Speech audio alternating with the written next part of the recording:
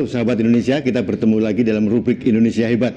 Sekali lagi karena ini rubrik Indonesia Hebat, saya menghadirkan tamu saya yang hebat juga. Sudah bersama kami Bapak Dr. Edi Slamet Irianto. Beliau adalah dosen pascasarjana dari Fakultas Ilmu Administrasi Universitas Indonesia dan juga beliau adalah Kepala Kantor Wilayah Dirjen Pajak untuk Jakarta Selatan 2. Begitu, Pak? Oke. Sahabat Indonesia, tanggal 14 Juli itu adalah bertepatan dengan Hari Pajak. Yang kedua adalah hari ini juga beliau merilis tulisan yang sangat menarik, yaitu tentang pajak merupakan implementasi nilai luhur Pancasila. Lah, ini akan menarik kita bahas. Oke, selamat sore Pak Edi. Sore. Oke, yang pertama saya mohon Pak pencerahan. Apa yang dimaksud dengan Hari Pajak ini, Pak? Oh ya. Jadi Hari Pajak itu merupakan hari di mana pertama kali istilah pajak itu dibahas. Ya. Nah, itu dibahas pada tanggal 14 Juli 1945. Sebelum kemerdekaan berarti? Sebelum kemerdekaan. Oh, luar biasa. Jadi pajak sendiri lebih tua dari negara ini, Pak, ya? Iya. Oke. Terus? Jadi para pendiri bangsa rupanya sudah memahami bahwa pajak itu merupakan instrumen strategis bagi penyelenggaraan negara. Oke, iya. Gitu. Maka, padahal belum ada negara, Pak? Belum ada negara waktu itu. Oke, baik. Tapi dalam persiapan untuk menuju kemerdekaan itu rupanya sudah memahami dan mempersiapkan hal-hal yang sangat penting bagi negara, yaitu pajak. Pak Edi, untuk pencerahan buat anak bangsa sekarang, Pak, siapa tokoh-tokoh yang terlibat dalam pembahasan 14 Juli 1945 ini, Pak? Dalam sejarah memang itu banyak pihak yang terlibat, terutama ya terkait dengan sidang BPUPKI dan seterusnya yang membahas masalah kemerdekaan dan Pancasila dan seterusnya. Itu diantaranya Dr. Rajiman dan seterusnya. Oh, Dr. Rajiman Widodingrat. Iya. Oke. Kalau yang dikatakan Bapak Pajak Indonesia ada nggak, Pak? Bapak Pajak Indonesia yang memang sampai saat ini belum ada ya, Pak? Belum dinobatkan gitu ya. Sebetulnya kalaupun ada gitu ya, menurut Pak Edi Slamet siapa, Pak, yang pantas untuk menjadi dianugerahkan Bapak Pajak Indonesia ini? Bapak Pajak Indonesia yang perlu dianugerahkan ya pertama sekali adalah para tokoh di mana Indonesia memiliki undang-undang pajak hasil karya anak bangsa Indonesia sendiri. Mulai tahun kapan? 83. Jadi waktu itu masih pemerintahan Presiden Soeharto. Iya. Itu pertama kali dikelahirkan undang-undang perpajakan, Pak. Undang perpajakan. Hasil karya bangsa Indonesia sendiri. Oh begitu, jadi murni hasil karya anak bangsa. Oke. Baik sahabat Indonesia, ini perlu kita ketahui dan saya pun juga baru tahu nih, Pak. Jadi baru tahun 83 kita mempunyai undang-undang perpajakan hasil karya murni anak bangsa. Oke. Baik Pak Edi, saya beralih pada tulisan Bapak hari ini. Ini menarik sekali, pajak sebagai implementasi nilai-nilai luhur Pancasila. Maksudnya apa nih, Pak? Jadi kalau kita mengkaitkan antara pajak dan nilai luhur Pancasila, bahwa nilai luhur Pancasila itu adalah memiliki nilai yang sangat luar biasa. Pertama ada nilai ketuhanan, di situ ada nilai kemanusiaan, ya kemudian ada nilai sosial, persatuan, Pak, persatuan itu, kemudian demokrasi dan seterusnya.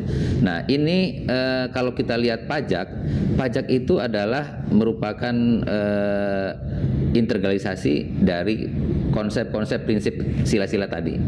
Karena apa? Karena pajak dilihat dari sisi ketuhanan, bahwa dalam agama itu selalu mengajarkan adanya kemanfaatan kepada orang lain. Kalau dalam Islam adanya sedekah, zakat. Kalau dalam Nasrani mungkin ada perpuluhan dan seterusnya. Gitu. Jadi pajak itu memiliki dimensi spiritualitas agama.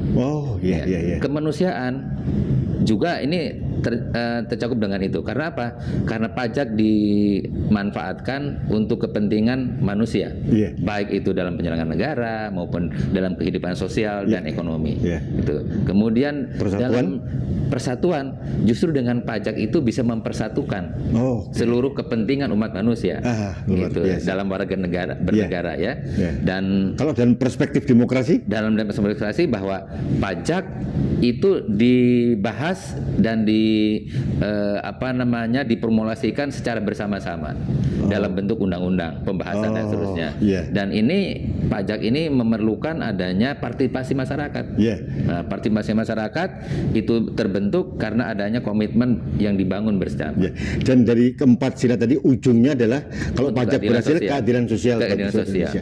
Sahabat Indonesia, ini menarik sekali. Ini Pak Edi ini luar biasa memotret pajak dalam perspektif nilai-nilai luhur Pancasila. Ternyata semua sila di Pancasila itu tercermin dalam kegiatan perpajakan kita. Ya, dan ini luar biasa. Saya akan menggali lebih jauh lagi. Oke, Pak Edi. Kalau kita mengingat pidato Bung Karno, Pak, kita peras menjadi Trisila, satu kemudian Ekasila. Pancasila itu kan ujungnya kan gotong royong sebetulnya, intisarinya. Betul. Bagaimana Bapak melihat relevansi antara pajak dan gotong royong ini? Pajak dan gotong royong. Jadi pajak itu diperlukan oleh negara dalam kerangka penyelenggaraan negara, supaya negara itu tetap eksis, ya kan gitu. Dan pajak itu merupakan hak politik warga negara. Nah, dalam kaitannya ini bahwa negara itu dibangun tidak bisa oleh sekelompok orang, tidak bisa didirikan hanya oleh pemerintah tanpa ada dukungan masyarakat.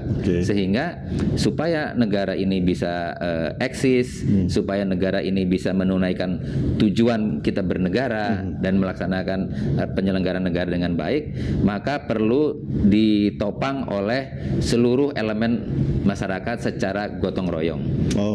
Secara gotong royong, kenapa itu merupakan gotong royong?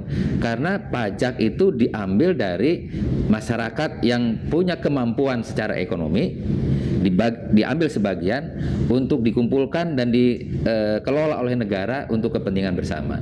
Nah, itulah yang dimaksud dengan kegotong royongan. Wah, ini luar biasa. Ini pencerahan yang luar biasa dari Pak dosen pasca sarjana ini. Baik, Pak Edi.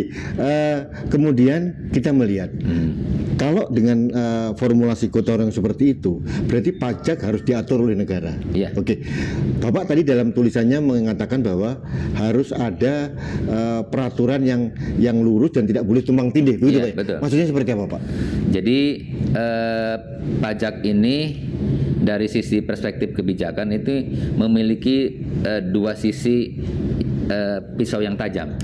Ya, jadi sehingga dalam bentuk kebijakannya ini harus sangat hati-hati, sehingga ketika kita mengiris satu sisi tapi tidak juga mengorbankan sisi yang lain. Nah, artinya apa? Artinya bahwa kebijakan perpajakan di satu sisi memang dimaksudkan untuk revenue productivity, maksudnya adalah pendapatan negara, tapi pada saat yang sama dia juga harus menciptakan keadilan secara proporsional. Artinya apa? Artinya bahwa pajak yang dipungut oleh negara itu tidak mengganggu daripada kegiatan ekonomi masyarakat. Nah, maksudnya adalah bahwa pajak yang dipungut oleh negara harus bisa menghadirkan keadilan sosial. Jadi pertama mengambil dari yang berkemampuan secara ekonomi dan digunakan untuk mendorong yang berekonomi lemah. Nah, itulah gunanya pajak, adalah pajak bagaimana dia bisa mengerem yang mempunyai kecepatan tinggi, tapi juga dia bisa mendorong yang punya kemampuan lemah. Itu saya kira. Jadi Pak Edi, berarti kalau begitu kita harus tahu bahwa wajib pajak harus diberi penyadaran. Bahwa pada saat beliau itu sudah membayar pajak, otomatis beliau mengimplementasikan nilai-nilai luhur Pancasila, begitu Pak. Betul. Karena dia membantu yang lemah di situ. Yang lemah. Kalau begitu, dalam saat sekarang nih Pak, bagaimana regulasi perpajakan? Apakah sudah on the track, lurus, tidak ada tumpang tindih atau bagaimana Pak? Memang situasi sekarang adalah situasi yang sulit bagi pemerintah. Saya melihat bahwa pemerintah memang fokus kepada bagaimana memberikan kenyamanan kesehatan kepada warga negaranya. Yang kedua, bagaimana pemerintah bisa mendorong terhadap tumbuhnya ekonomi, kegiatan ekonomi supaya tidak terputus. Terkait masa pandemi ini Pak ya? Masa pandemi ini, ya. Karena situasi seperti ini. Tapi kalau dalam situasi normal, ya pemerintah harus bisa mendorong bahwa kebijakan kebijakan perpajakan yang dibuat oleh pemerintah sama-sama untuk diarahkan untuk kepentingan bersama, baik kepentingan negara maupun kepentingan masyarakat itu sendiri. Ya. Gitu ya. Oke, sekarang Pak, terkait Bapak tadi menyinggung masalah pandemi nih Pak, saya mendapat informasi bahwa perolehan negara dari sektor pajak menurun drastis ini Pak. Betul. Oke, menurut Pak Edi apa sebabnya ini Pak? Yang pertama memang pajak ini tergantung pada kegiatan ekonomi masyarakat. Oh, iya. Ya kan? Nah, sementara dengan adanya pandemi ini kan banyak batasan-batasan kegiatan sosial masyarakat. Iya. Nah, sehingga mengakibatkan terhentinya kegiatan ekonomi. Oke. Pada saat misalkan harus WFH, PSBB. Oh. Dan itu kan membatasi ruang gerak pelaku ekonomi. Iya. Nah, akibatnya apa? Akibatnya bahwa kemampuan ekonomi menjadi tidak tumbuh. Iya. Nah, ketika tidak tumbuh, ya bagaimana pajak bisa intervensi terhadap penghasilan yang diterima masyarakat, sementara penghasilan masyarakat itu sendiri tidak mengalami perbaikan, bahkan menurun, berkurang secara drastis kan gitu. Oke, lalu apa yang dilakukan oleh Ditjen Pajak untuk mengatasi kondisi seperti ini, Pak? Yang pertama, Direktur Jenderal Pajak harus bisa sensitif terhadap keadaan sosial. Itu bahwa memang dengan adanya kemampuan ekonomi masyarakat yang terbatas, Ditjen Pajak juga harus tetap hadir karena tidak semua adanya COVID ini terdampak negatif. Ada juga terdampak positif kan gitu. Ada yang berdampak positif mendapatkan keuntungan, misalkan bisnis online gitu Pak. Bisnis online dan seterusnya. Nah, itu juga peluang. Nah, tapi memang tidak sebesar apa yang biasanya keadaan normal kan gitu. Nah, oleh karena itu Ditjen Pajak harus turun ke bawah, melakukan komunikasi sosial dan memastikan bahwa memang secara sosial masyarakat yang perlu dibantu oleh pemerintah itu bisa diadres dengan sebaik-baiknya. Kemudian yang memang berpenghasilan tidak sebagaimana harusnya dalam keadaan normal juga itu harus mendapat perhatian untuk bagaimana supaya ini bisa berjalan meskipun jalan di tempat gitu. Oke, baik, terima kasih Pak Edi. Ini yang terakhir nih Pak. Ini dalam rangka Hari Pajak Nasional, kemudian dengan situasi pandemi COVID yang belum tahu kapan harus akan berakhir. Kemudian kita melihat sekarang pertumbuhan ekonomi juga belum seperti yang kita harapkan. Oke. Kami minta saran pada Bapak. Apa yang Bapak sarankan kepada publik sebagai wajib pajak atau masyarakat, bagaimana kita menciptakan pajak yang berkeadilan, yaitu bisa berjalan dengan baik. Saran Bapak seperti apa, Pak? Pajak itu menuntut adanya kejujuran, ya kan? Kejujuran dan keikhlasan daripada setiap warga negara yang ingin berbuat baik kepada negaranya. Nah gitu. Karena apa? Karena di sana juga terkandung pesan-pesan yang diharapkan dari masyarakat yang tidak memiliki penghasilan. Bahkan ini yang harus menjadi perhatian negara. Oleh karena itu kita seyogyanya masyarakat yang memiliki penghasilan lebih, bayarlah pajak sesuai dengan kemampuan yang seharusnya diberikan kepada negara. Dan negara juga tentu harus bisa mengalokasikan anggaran-anggaran yang amanat dari masyarakat itu dengan sebaik-baiknya dan tepat sasaran, saya kira gitu. Jadi mungkin pemerintah dalam hal ini memang harus mengurangi program-program atau kegiatan-kegiatan yang tidak berhubungan langsung dengan upaya bagaimana pemulihan ekonomi itu dilaksanakan dan kemudian pemulihan kesehatan supaya lebih cepat, lebih baik. Nah, karena pajak itu seyogyanya bisa berfungsi untuk pertama bisa menghadirkan kesehatan buat masyarakat yang terkena dampak COVID.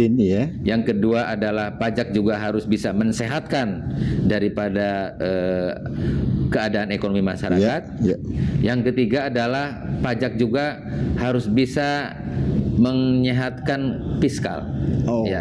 Karena kapasitas fiskal yang terbatas, sementara kebutuhan fiskal cukup besar, paling tidak sehingga bisa mengeliminasi gap fiskal, kan gitu. Iya. Dan yang terakhir adalah pajak juga diharapkan mampu memberikan solusi terhadap perbaikan kehidupan sosial masyarakat. Nah, oleh karena itu moto atau tagline yang disampaikan oleh Kanwil Jakarta Selatan 2 pada Hari Pajak yang ke-75 ini adalah pajak untuk Indonesia sehat. Luar biasa. Ya. Jadi pajak untuk Indonesia sehat. Ya. Baik, terima kasih. Ini suatu himbauan dan saran yang simpatik dari Pak Edi Slamet ya, memperingati Hari Pajak yang ke-75. Atas nama masyarakat, Pak, saya mengucapkan selamat dari pajak yang Terima diterima. kasih. Terus berkarya untuk negeri. Dan bagi sahabat Indonesia, kalau melihat saran dari beliau, kita harus tahu bahwa ternyata pajak itu adalah implementasi nilai-nilai luhur Pancasila. Artinya apa? Pada saat Anda melakukan pembayaran pajak, Iya. berarti Anda sudah mengimplementasikan nilai-nilai Pancasila. Jadi baiklah, kita selalu taat pajak dan untuk membangun Indonesia maju. Terima kasih, Pak. Terima Sampai kasih. ketemu ya. Sahabat Indonesia, kita ketemu lagi pada saat